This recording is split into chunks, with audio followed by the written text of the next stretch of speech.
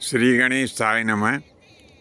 प्रिय बंधुओं, बात हम उस समय की कर रहे हैं कि भगवान प्रभु श्री रामचंद्र जी महाराज का प्रकाट्य नहीं हो पाया था और उनके बहुत पहले भारतवर्ष में एक पद्माक्ष नाम के महाराज हुए हैं।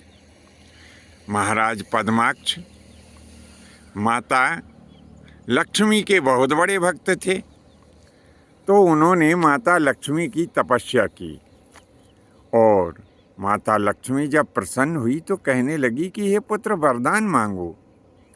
तब महाराज पद्माक्ष कहने लगे कि माँ, मैं तुम्हें पुत्री के रूप में चाहता हूँ। तो लक्ष्मी जी कहने लगी कि अरे राजा सुनो, तुम अष्टसिद्धि नवनिधि में से कुछ मांग लेते हैं, संपूर्ण पृथ्वी मंडल का राज्य मांग लेते, परंतु मैं तो स्वयं परतंत्र हूँ।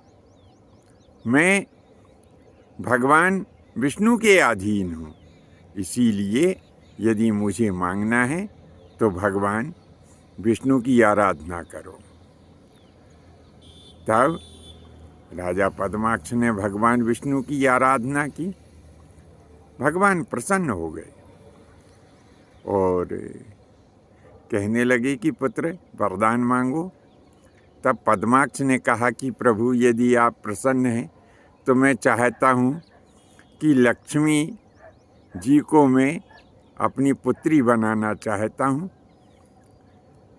तब भगवान ने कहा कि सुनो, ये मातुलिंग नाम का फल मैं तुम्हें देता हूँ। मातुलिंग कहते हैं बिजोरा नींबू को।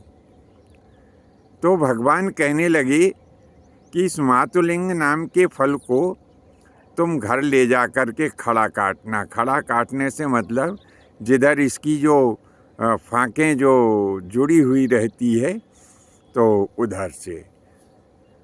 राजा पद्माक्ष ने फल ले लिया, घर आ गया, फल को उसने काटा तो उसमें से एक दिव्य कन्या रत्न उत्पन्न हुआ।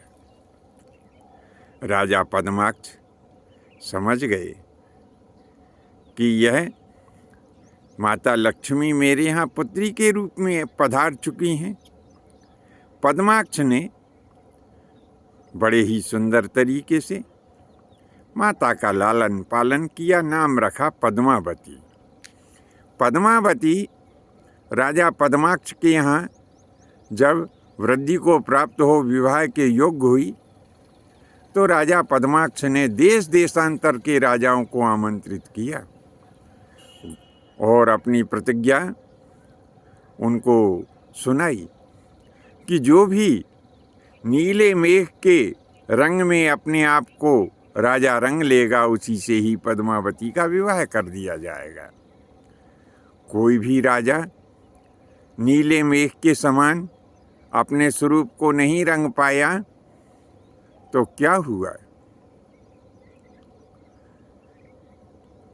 पद्मावती ने किसी का भी वरण नहीं किया। दुष्ट राजाओं ने कहा कि इस पद्माक्ष ने हम सबको बुला करके अपमान किया है, इसे मार डालो। सब ने मिल करके उसके ऊपर आक्रमण कर दिया। राजा पद्माक्ष युद्ध क्षेत्र में वीर गति को प्राप्त हुए। अब इधर क्या हुआ कि उस कन्या ने अग्नि में प्रवेश कर लिया।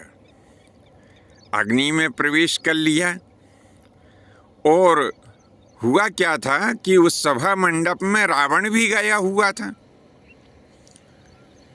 रावण सारे राजाओं को युद्ध में रत देख करके और पद्माक्ष के महल में चला गया। रावण विचार करने लगा कि इनको लड़ने दो और मैं कन्या का हरण करके ले जाऊं। लेकिन ये क्या कि रावण के देखते देखते ही वह कन्या अग्नि में प्रवेश कर गई। रावण बड़ा ही निराश हुआ, लंकापुरी को आ गया। अब कुछ समय पश्चात रावण ने कुबेर के ऊपर आक्रमण किया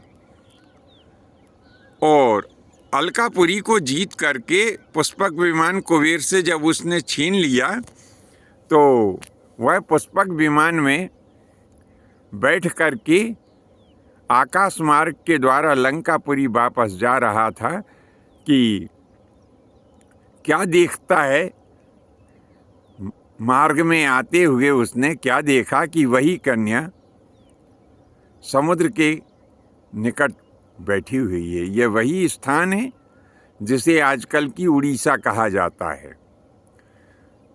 तो जगन्नाथपुरी के पास का यह क्षेत्र है जहाँ पर वह कन्या उसे दिखाई दी थी।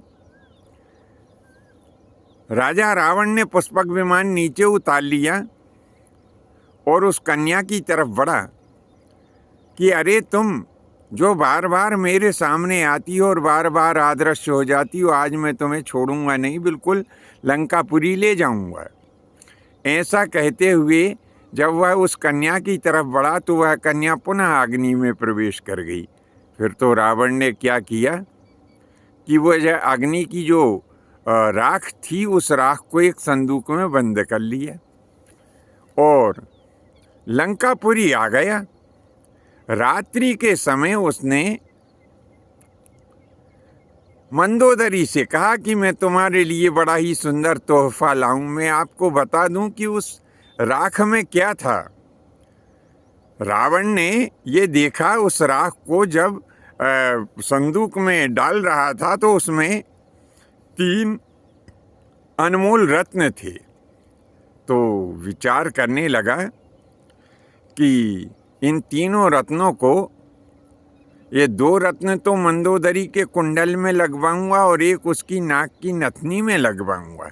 ऐसा विचार करके उसने राख सहित उन रत्नों को संदूक में बंद कर लिया और आकर के रात्रि के समय मंदोदरी से कहा कि मैं तुम्हारे लिए जो है बड़ा सुंदर उपहार लेकर के आया हूँ, वो संदूक उठा कर के लाओ। मंदोदरी गई, संदूक उठाने लगी पर संदूक नहीं उठी। तब मंदोदरी कहने लगी, ऐसा कौन सा उपहार मेरे लिए लाए हो जो कि मेरे से संदूक नहीं उठ रही है। तब रावण स्वयं गया, उसने उस संदूक को खोला तो देखो तो वही कन्या उसमें उसे दिखाई दी। रावण कहने लगा कि तुम बार बार रूप बदल करके मेरे सामने आती हो और मैं तुम्हें लंकापुरी लाने की चेष्टा करता हूँ।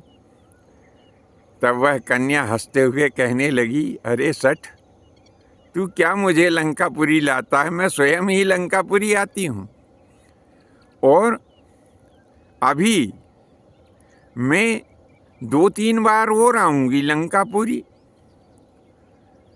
तो अभी ये पहली बार मैं यहाँ पर आई हूँ, दूसरी बार आऊँगी तो तेरा वध हो जाएगा और तीसरी बार जब आऊँगी तो तेरे नाती पंती जो मूलकासुर इत्यादि है उनका भी वध करूँगी। तो रावण बड़ा क्रोधित हुआ, चंद्रहास तलवार उठा करके मारने के लिए उद्यत हुआ। तब मंदोदरी ने हाथ पकड़ करके मना किया कि ऐसा करो कि यह कन्या कोई मुझे बड़ी मायावी मालूम पड़ती है, इसे मारोगे तो हो सकता तुम्हारा ही अहित हो जाए, इसीलिए इसे अपने देश से बाहर कर दो।